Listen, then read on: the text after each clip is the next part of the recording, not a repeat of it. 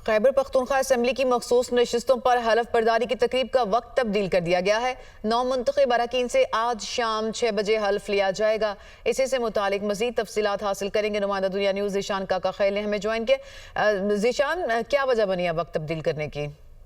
जी बिल्कुल, जो गवर्नर खैबर पख्तूनख्वा है उनके भाई है और रुकन असम्बली अहमद करीम कुंडी, उन्होंने दुनिया न्यूज़ से गुफ्तगू की है और उसमें बताया है कि हल बर्दारी की तकरीब का जो वक्त है कल सुबह 9 बजे की जगह आज शाम 6 बजे मुकर्रर किया गया है और उसके लिए तैयारियां जो है वो की जा रही है।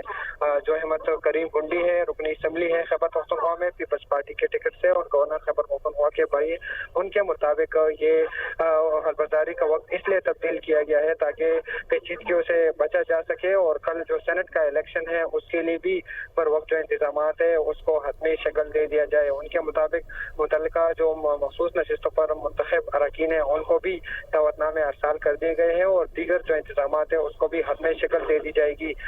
ये बात नाज़रीन को बताते चले कि आज जो मखसूस नशिस्तों पर मुंतखब अरकान थे उनसे हल्फबर्दारी हल्फ लेने का लिया जाना था। सही, तो कल का इंतजार करने की बजाय ये मरहला आज ही मुकम्मल कर लिया जाएगा। ज़ीशान काका खैल, आपने हमें तफसीलात फ्राहम की, आपका शुक्रिया।